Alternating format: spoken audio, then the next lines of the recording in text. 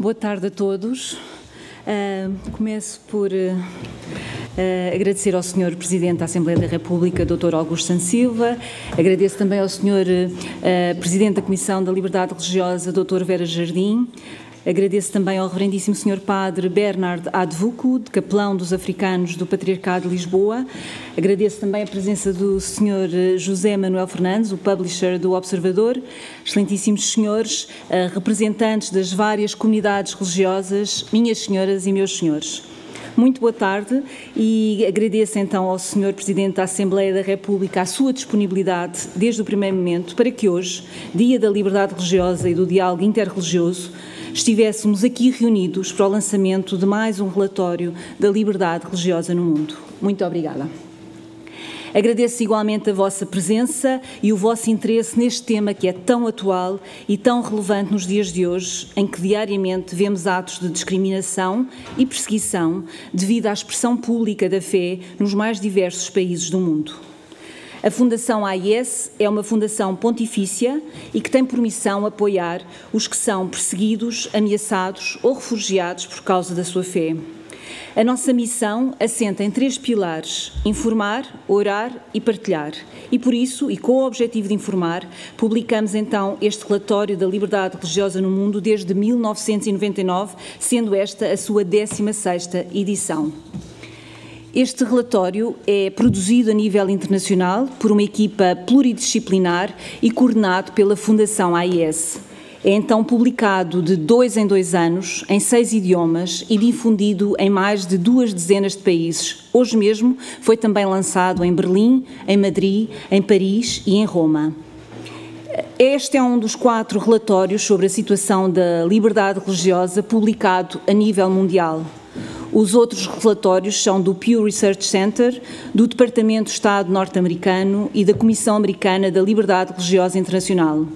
Este relatório da Fundação AIS é o único relatório não governamental da Europa que tem em conta a doutrina social católica.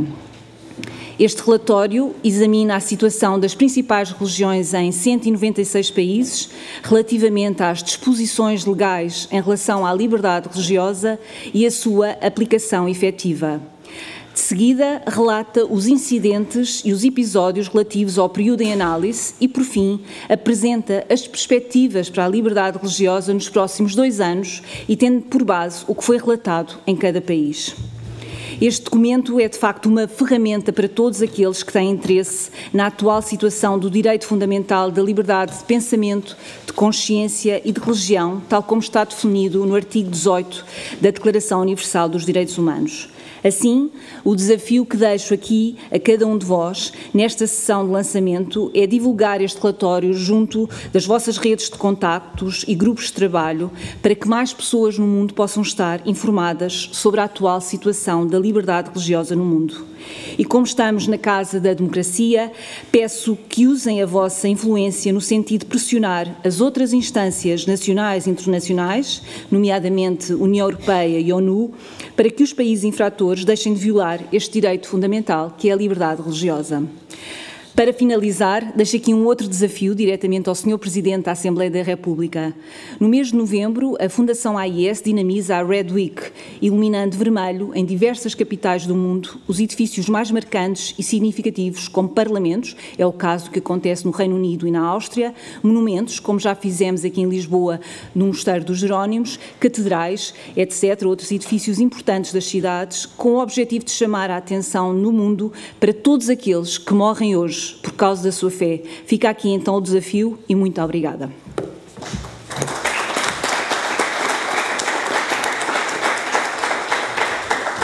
Muito obrigado. Dou agora a palavra ao Dr. José Vera Jardim, Presidente da Comissão da Liberdade Religiosa. Sr. Presidente da Assembleia da República, Sra. Diretora em Portugal da AIS, Sr. Padre Bernard Advuku, espero ter dito bem o nome, Dr. José Manuel Fernandes, minhas senhoras e meus senhores, senhoras e senhores deputados. Decidiu Vossa Excelência, Sr. Presidente, acolher na Casa da Democracia um conjunto amplo de iniciativas respeitantes à liberdade religiosa e ao diálogo interreligioso. É precisamente hoje, Dia da Liberdade Religiosa e do Diálogo Interreligioso, instituído há anos pelo Parlamento Português, iniciamos este conjunto de iniciativas com a apresentação do relatório da AIS. Feliz coincidência, pois que precisamente neste dia a Fundação da AIS lança em vários países e em várias capitais o seu relatório sobre a liberdade religiosa no mundo. Existem hoje um conjunto de publicações, estudos, quer de organizações internacionais, desde logo os chamados relatores especiais das Nações Unidas, da União Europeia, da OSCE, que se debruçam sobre estas realidades. Também muitas organizações religiosas, gabinetes de estudos, já alguns aqui citados, e o próprio Departamento de Estado norte-americano há muitos e muitos anos, por razões bem compreensíveis pela história dos Estados Unidos, publicam relatórios sobre a liberdade religiosa no mundo. Acompanho, por me interessar por esta causa e, até por dever de função, muitos destes estudos, a generalidade destes estudos. Não hesito em dizer que, ao olhar para o relatório da AIS, o costumo fazer, pois que a AIS tem, digamos, nos manda sempre o sumário executivo quando é publicado, considero como um dos mais abrangentes, objetivos e de grande sentido pedagógico, constituindo um elemento de estudo e consulta indispensável a quem se ocupa e preocupa com a situação e evolução deste direito fundamental proclamado em todas as convenções de direitos humanos, desde a Convenção Universal até à Convenção Europeia dos Direitos Humanos.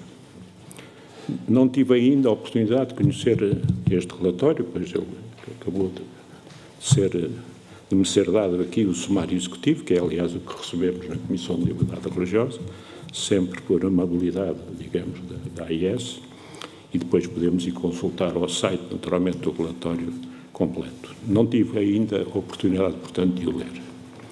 Mas das variadas informações e leituras e atenções que tenho e que vou empreendendo a este fenómeno, não tenho uma leitura otimista da situação atual. Em muitos países e regiões, a discriminação e perseguição religiosas estão presentes no dia-a-dia de muitas comunidades. Discriminação e perseguição, por vezes em paralelo com problemas de cariz étnico, e discriminação e perseguição com origem em Estados ou em grupos religiosos em antagonismo, por vezes mesmo reclamando-se de uma mesma tradição religiosa. Recordemos hoje os perseguidos ou discriminados, e tantos que pagam com a própria vida a fidelidade às suas crenças, defrontando-se com a intolerância e o ódio, mesmo aqui no continente europeu. E continuemos a afirmar, como valor humano fundamental de uma sociedade respeitadora dos direitos, da liberdade de consciência, de religião e de culto, e a tolerância que entre todos, independentemente das suas opções religiosas, deve dominar as relações entre os homens. Muito obrigado.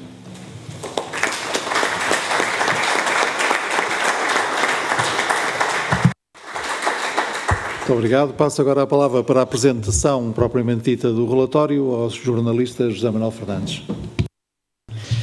Muito obrigado.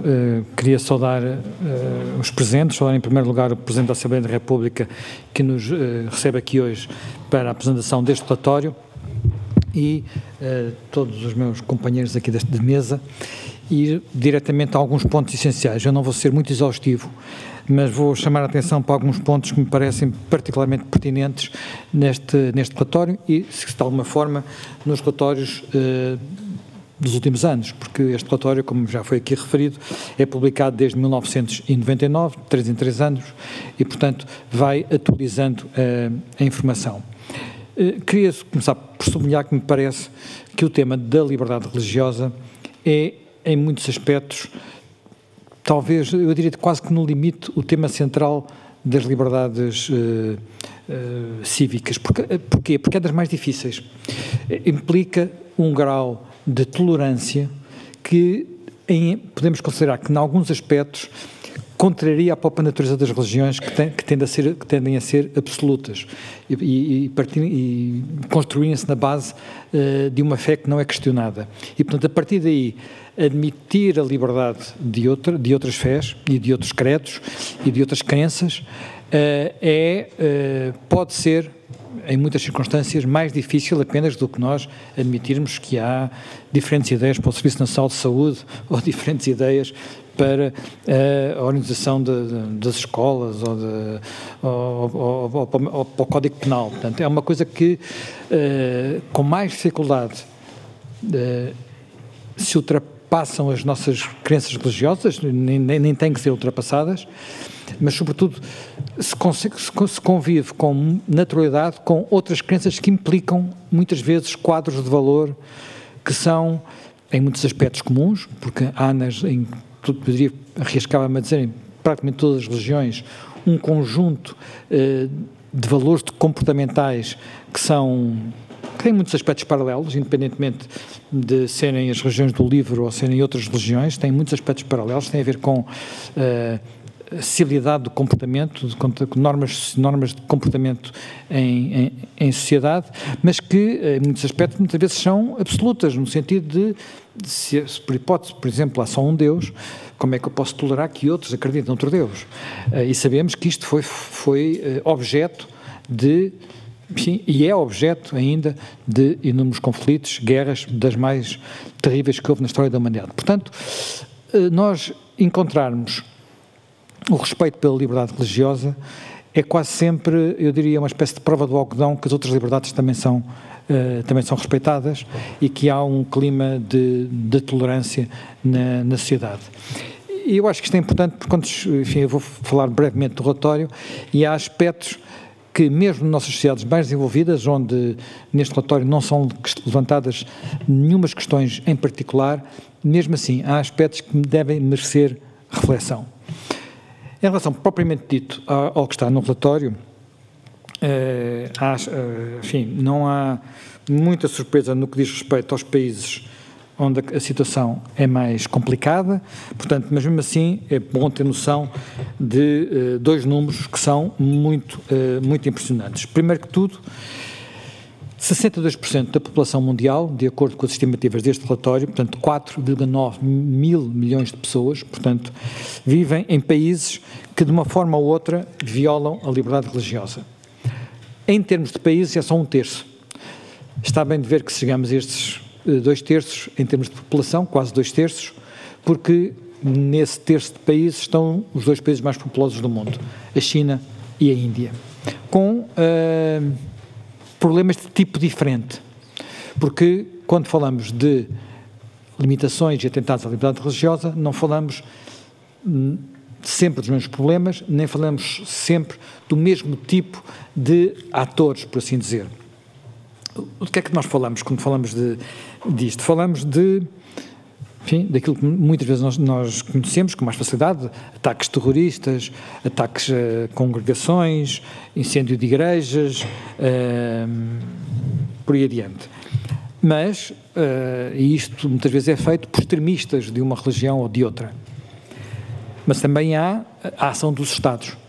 Por exemplo, quando um Estado como a China, através de uma vigilância em massa, através dos milhões e milhões de câmaras com reconhecimento facial que estão espalhadas por toda a China, vigia o comportamento de todos os cidadãos com o objetivo, ou tendencialmente todos os cidadãos, com o objetivo de penetrar na sua consciência, de a condicionar, no sentido que todos devem, de alguma forma, obediência ao Partido Comunista, incluindo as religiões, e o Partido Comunista tem uma palavra a dizer, ou impõe-se uma palavra a dizer, no que diz respeito às religiões, e inclusivamente às hierarquias dessas religiões, e nenhuma escapa a esta regra.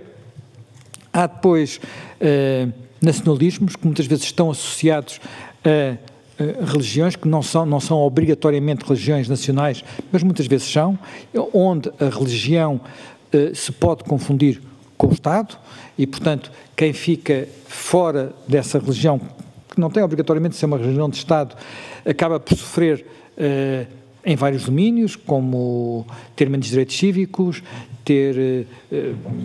não se poder recensear, por exemplo, que é uma coisa que muitas vezes não é considerado, e em alguns países isto tem ganho uma dimensão que pode, por vezes começa na política e vai para a religião, outras vezes começa da parte da religião bem para a política.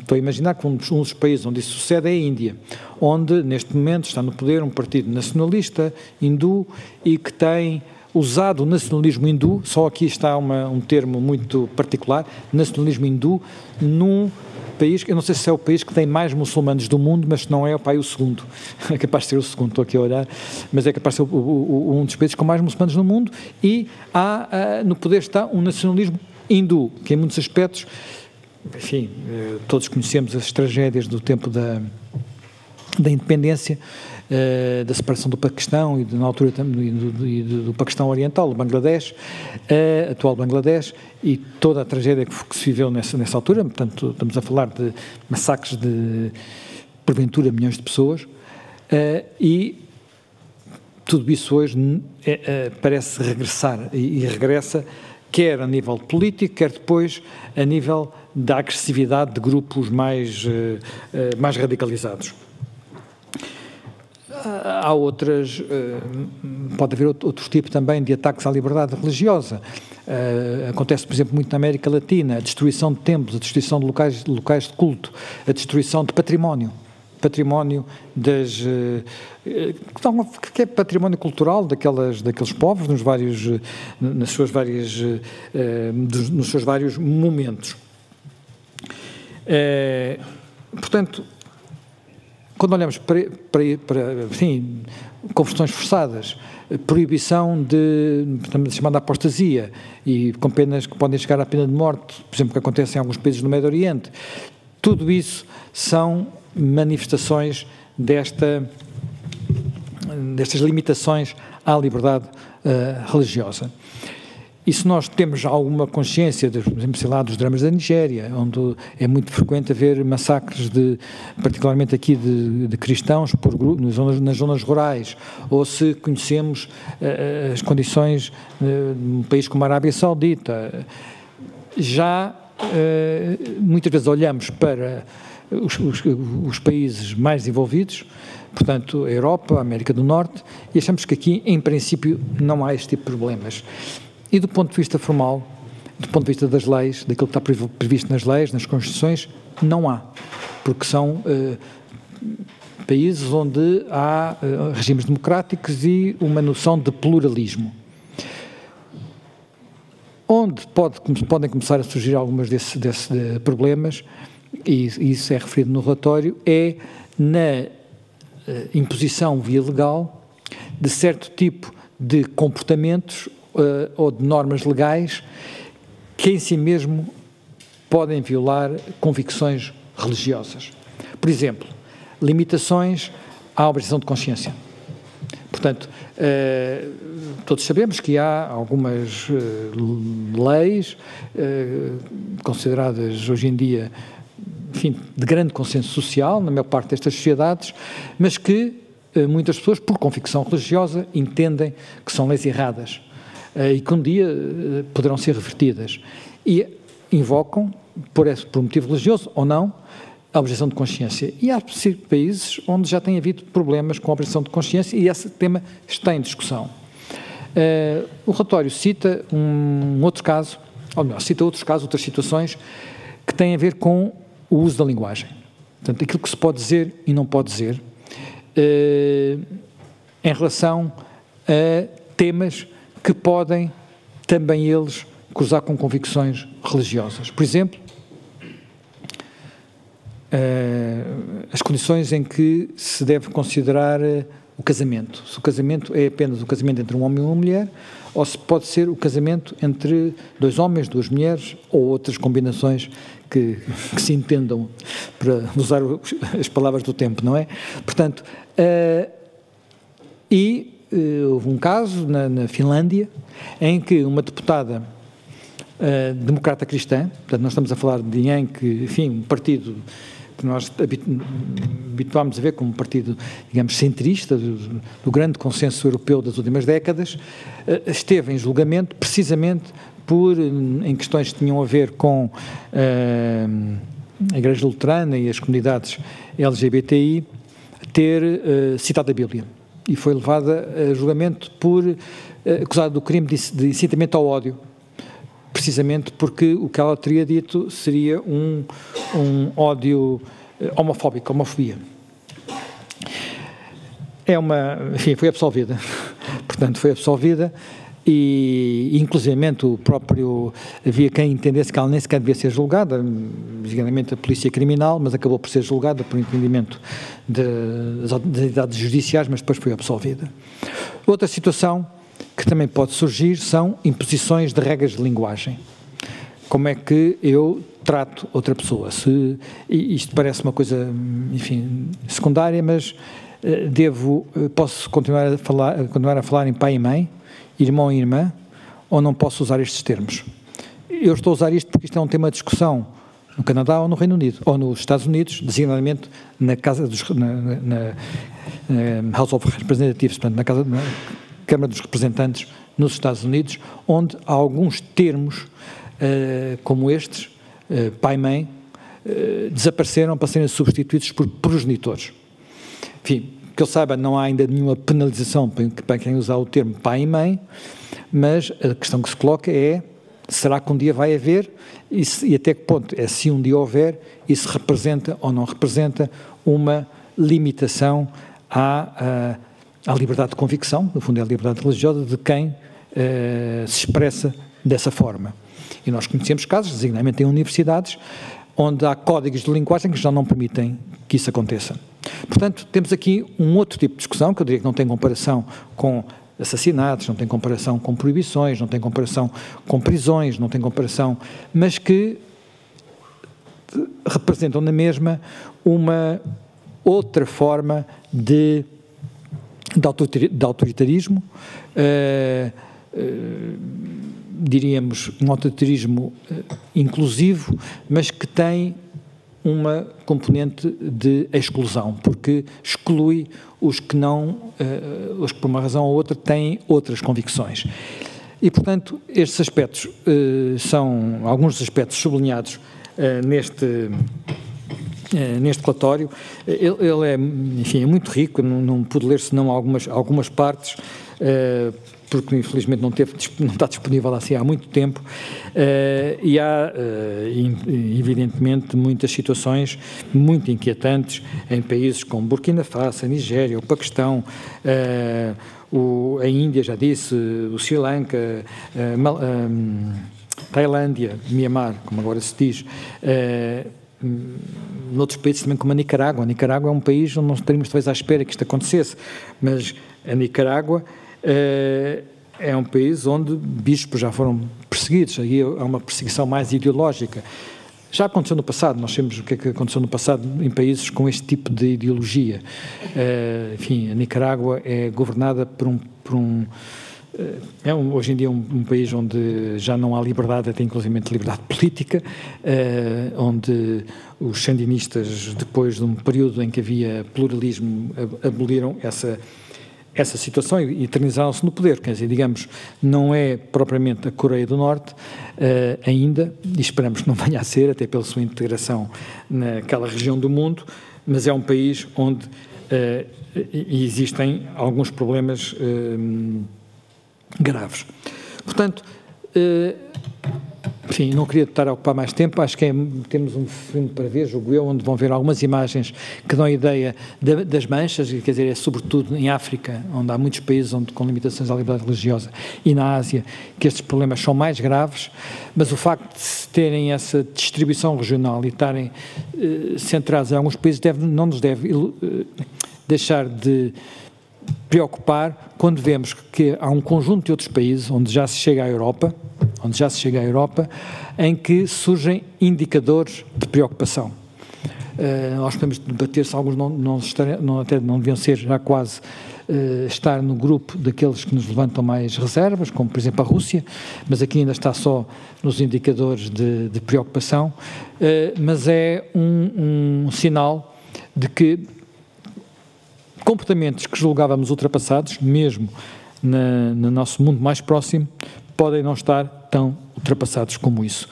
E eu acho que é para isso, e é muito por isso, que este relatório e estes relatórios ao longo dos últimos anos têm desempenhado um papel tão importante. Mais uma vez, muito obrigado e parabéns à Fundação por este trabalho e pelo trabalho, pelo que nos ajuda também a perceber o mundo e esta realidade de um mundo que é muito feito de religiões, por muito que algumas pessoas não queiram ver isso. Muito obrigado.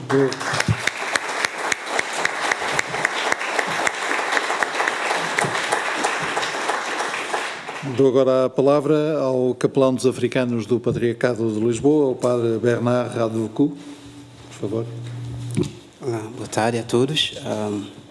Agradeço imenso pelo convite e também agradeço a comissão deste programa. Eu sou o padre Bernard Advoku, nigeriano, da Congregação do Espírito Santo e o atual capelão da comunidade africana aqui em Lisboa.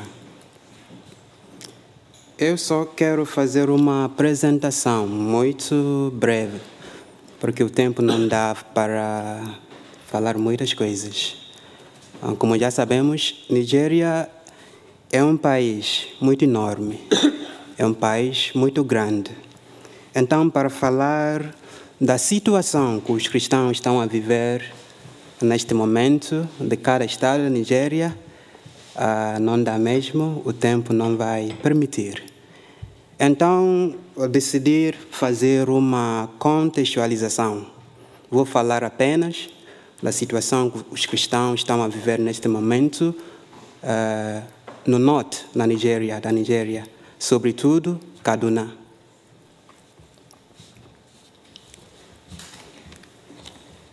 Kaduna é um estado da Nigéria cujos cristãos são mais perseguidos.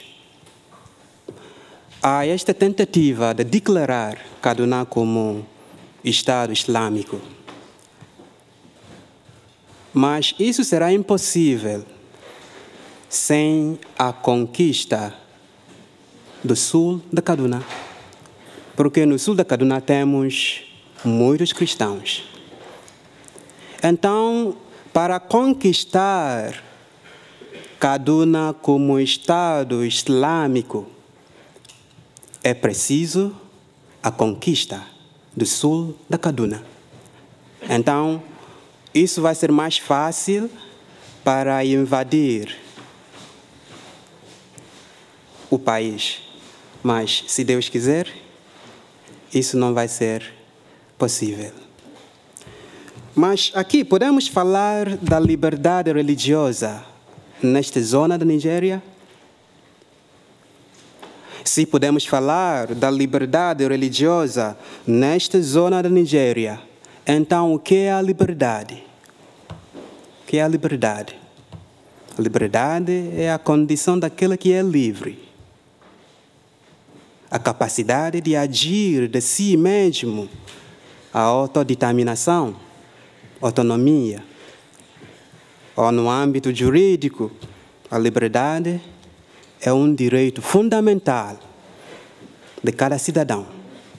E neste estado da Nigéria, podemos falar da liberdade religiosa.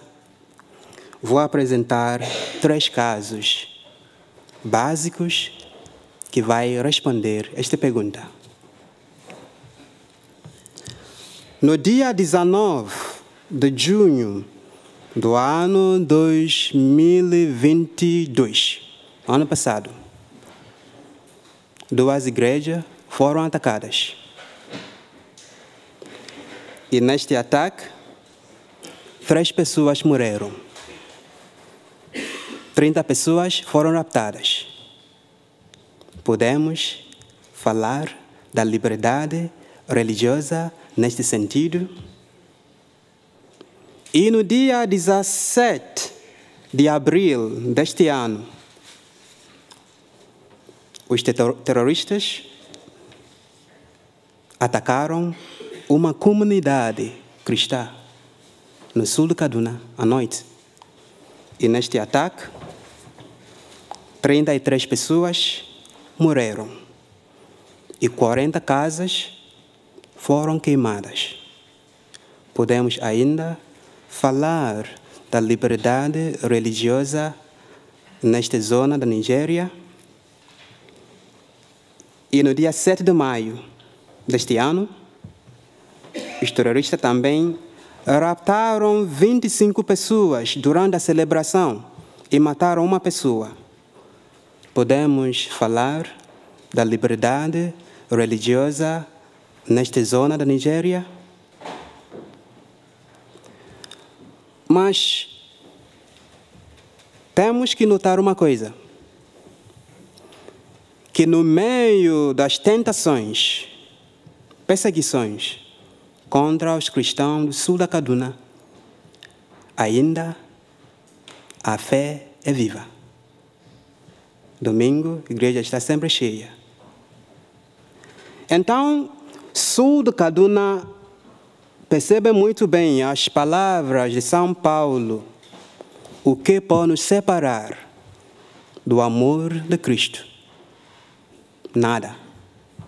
Nem a vida, nem a morte, nem a fome, nem as perseguições, porque o amor de Deus foi derramado no nosso coração. Agradeço imenso pelo convite.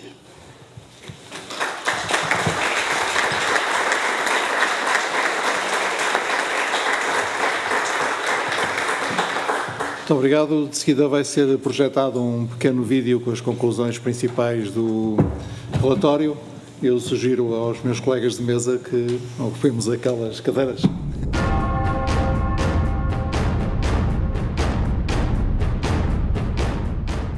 A liberdade de pensamento, de consciência e de religião é um direito humano fundamental, mas nos últimos tempos tem enfrentado desafios significativos em todo o mundo. A pandemia de Covid-19, os conflitos geopolíticos, as crises económicas e a ascensão de autocratas desviaram a atenção e os recursos da resolução das violações deste direito humano fundamental. As minorias religiosas têm sido particularmente vulneráveis, enfrentando discriminação, perseguição e violência com pouca resposta internacional. A edição de 2023 do relatório sobre a liberdade religiosa explora o período de 2 anos entre janeiro de 2021 e dezembro de 2022, uma época dominada por acontecimentos globais significativos. Este relatório, realizado pela Fundação Ajuda à Igreja que Sofre, analisa as violações à liberdade de religião e crença de acordo com uma escala móvel de gravidade. A investigação revela que em 61 países, onde vivem 4,9 mil milhões de pessoas, a discriminação e a perseguição contra as minorias religiosas são evidentes, com o direito fundamental à liberdade de pensamento, de consciência e de religião sob pressão ou restringido através de novas leis. O relatório identifica 28 países como sofrendo perseguição, metade dos quais em África, onde as minorias religiosas enfrentam atrocidades, repressão, vigilância, obstáculos eleitorais e ataques de atores estatais e não estatais. De forma chocante, os cidadãos são perseguidos ou mesmo assassinados pelos seus próprios governos, muitas vezes com pouca ou nenhuma reação da comunidade internacional. Os autocratas, incluindo governos autoritários, extremismo islâmico, nacionalismo étnico-religioso e organizações criminosas, são a força motriz por detrás das piores violações à liberdade religiosa. Os repetidos ataques violentos obrigam as minorias religiosas a emigrar, reduzindo um grupo religioso ao ponto da sua sobrevivência a longo prazo ser posta em causa. Na categoria discriminação, 33 países demonstram uma deterioração das condições de liberdade religiosa. Nestes países, foram introduzidas novas leis anti-conversão e reforçadas as leis existentes que prevêem multas e penas de prisão tanto para o convertido como para o guia espiritual. No Médio Oriente, a punição para apostasia pode ir até à pena de morte. No sistema educativo, os relatórios da Ásia revelam que cada vez mais os manuais escolares têm sido revistos a favor da religião maioritária, eliminando o contributo histórico das minorias religiosas.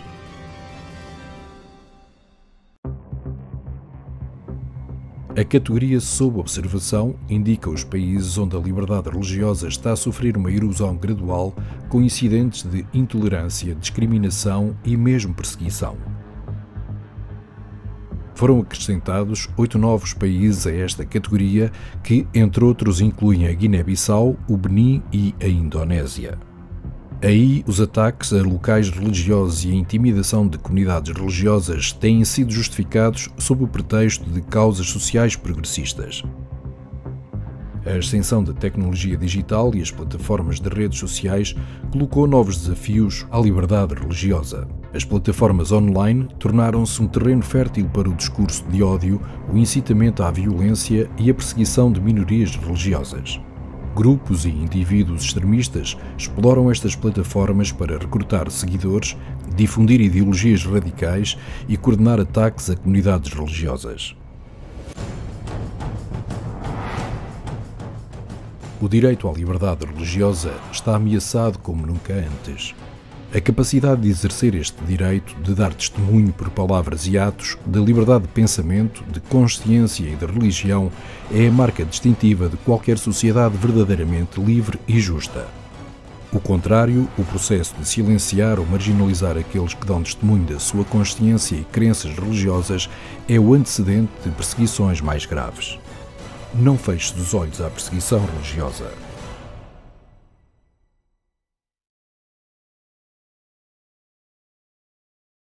Muito obrigado. 3 breves palavras finais, uma de agradecimento, outra de um sublinhado e finalmente um ponto de organização.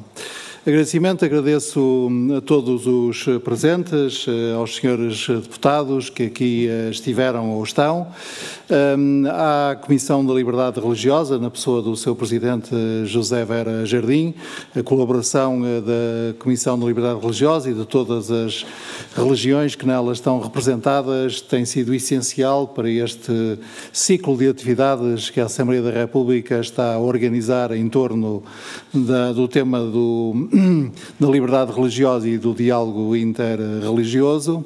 Agradeço também ao Alto Comissariado para as Migrações e na pessoa do senhor membro do Conselho Diretivo aqui presente, vice-presidente do Alto Comissariado, Dr. José Reis, e especificamente ao seu grupo de trabalho para o diálogo interreligioso. Agradeço a presença dos antigos deputados que estiveram aqui também e estão aqui também connosco, é uma presença que muito nos honra. Agradeço o testemunho do capelão dos africanos Patriarcado de Lisboa, a apresentação do relatório por parte do jornalista José Manuel Fernandes. E queria dizer que esta conjugação de esforços é muito importante para que uma decisão da Assembleia da República possa ser cumprida. A decisão tomada em 2019 de considerar o dia 22 de junho, dia em que em 2001 foi publicada a Lei da Liberdade Religiosa em Portugal, como o Dia Nacional da Liberdade Religiosa e do Diálogo Interreligioso. A segunda palavra é um pequeno sublinhado que responde imediata e, obviamente, à pergunta que pode ser colocada: porquê acolher a apresentação em Portugal do relatório sobre a liberdade religiosa no mundo no Parlamento? Bom, os resultados, o sumário executivo dá a resposta. Não há pior inimigo da liberdade religiosa que o autoritarismo político e não há melhor amigo da liberdade religiosa que a democracia política. Portanto, há uma afinidade evidente entre vivermos num regime democrático em que o Estado de Direito vigora, em que os poderes do Estado são limitados e são escrutinados, em que o regime de liberdades, garantias e direitos está protegido política e judicialmente. Não há nada melhor do que esse ambiente para que cada um possa exercer o seu direito fundamental à liberdade de consciência, à prática do culto, à pertença à Igreja que entender, a liberdade religiosa em sentido próprio. Nós devemos estar muito atentos aos sinais muito preocupantes que já foram aqui assinalados e devemos também, não é mas, é e, ao mesmo tempo, devemos também ter sempre presente que no mapa da perseguição e da discriminação religiosa, a região que não aparece é a União Europeia, para além da América do Norte, da Oceania, e queria salientar, porque às vezes a descrição, o mapeamento é feito a traço tão grosso que a gente pensa que a liberdade religiosa é um exclusivo do hemisfério norte e no hemisfério sul vigora sempre a discriminação ou a perseguição religiosa. Queria notar que numa grande parte da África subsaariana, em quase toda a América Latina, no Sudeste Asiático, também o que predomina é a liberdade religiosa. Isso tem uma declinação especial para nós, os portugueses, porque a larguíssima maioria dos povos que falam português vivem em regimes que aceitam e promovem a liberdade religiosa. Mas o facto de, no mapeamento a traço grosso, a União Europeia, por exemplo, não aparecer, e Portugal não aparecer, não nos deve tornar menos vigilantes, porque numa análise mais fina nós podemos ver sinais preocupantes ou sementes de desigualdade entre as religiões e mesmo de perseguição religiosa. A islamofobia, a cristianofobia, o antissemitismo não estão ausentes da realidade dos países da União Europeia. Em alguns deles, e por vezes, estão mesmo muito presentes. As questões de igualdade perante a lei e perante os poderes públicos, das confissões religiosas, independentemente da sua representatividade social, essas condições também não estão plenamente garantidas em muitos dos nossos países. E a maneira como em cada país o Estado e a sociedade civil olha para as religiões minoritárias também tem de ser constantemente aperfeiçoada. E, portanto, sim, devemos olhar com cuidado para este mapa a traço grosso, mas isso não nos deve fazer menos vigilantes da análise de ver a traço mais fino a situação da liberdade religiosa em cada um dos nossos países.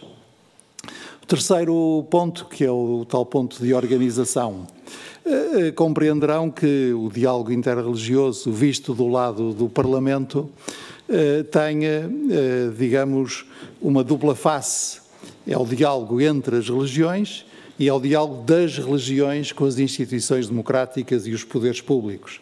E, portanto, isto que começamos a fazer hoje vai continuar a fazer-se ao longo deste ano e, portanto, começando com a minha propaganda, queria chamar a atenção para que o primeiro colóquio sobre democracia e liberdade religiosa ocorrerá já na próxima quarta-feira, dia 28, aqui na Assembleia da República, e dessa vez posso garantir que começará mais cedo, o risco de atraso será menor, porque o plenário é uma interpelação ao Governo e a interpelação ao Governo tem tempos mais restritos e, portanto, tecnicamente demora 2 horas, como o tempo no plenário é sempre mais estendido, julgo que ao fim de 3 horas e um quarto, ela estará concluída e, portanto, o colóquio, se não começar às 18, começará às 18h15.